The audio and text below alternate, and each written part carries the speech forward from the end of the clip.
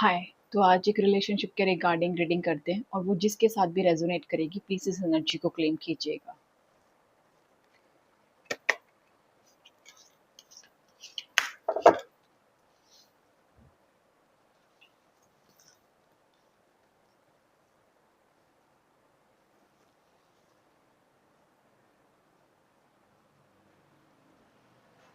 आपने बहुत मुश्किलों का सामना किया है, बहुत सारे चैलेंजेस आपने इस रिश्ते में फेस किए हैं, पर आप हर कठिनाई में खड़े रहे। आपने हर डिफिकल्ट टाइम का, जो भी कठिन समय आपकी रिलेशन में आया, आपने उसका डट कर सामना किया है।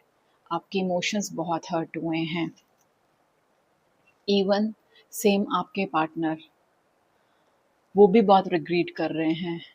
उन्होंने जो पास्ट में किया, शायद उनकी वजह से जो आप दोनों के रिलेशंस खराब हुए। शायद अब आप सेपरेट हैं, आप दोनों अलग अलग रह रहे हैं। कहीं ना कहीं आज वो इस गलती को महसूस कर रहे हैं कि उन्होंने पास्ट में क्या किया। आपके साथ बहुत गलत हुआ। आप दोनों को क्लैरिटी नहीं है। आप लोगों ने जो डिसीजन लिया शायद अलग होने का, उसमें आप दोनों को ही क्लैरिटी नहीं थी कि इस रिश्ते को इतनी जल्दी ख़त्म किया जाए, अलग हुआ जाए। आप दोनों ने शायद बहुत जल्दी में ये डिसीज़न ले लिया। जब दोनों के इमोशंस और फीलिंग्स हर्ट हुए, तो आपने शायद कहीं इतनी जल्दी डिसीज़न ले लिया कि हमें अलग हो जाना चाहिए या हम सेपरेट हो जाएँ। मेबी एक स्टेप आपका कंप्लीट हो चुका है। अगर आपने डिवोर्स फाइल किया है, तो शायद उसका वन फेज़ आप कंप्लीट कर चुके हैं और अभी कुछ स्टेप्स बाकी हैं। दोनों बहुत परेशान हैं।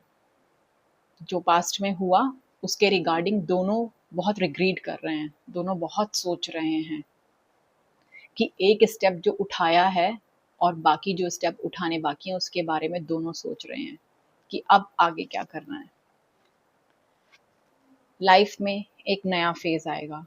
लाइफ का एक नया चैप्टर ख़त्म होके एक नया चैप्टर शुरू होने वाला है।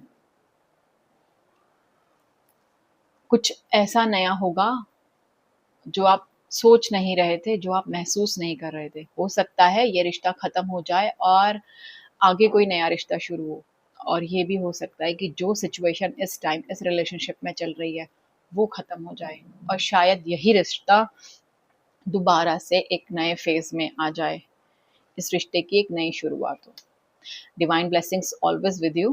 Thank you.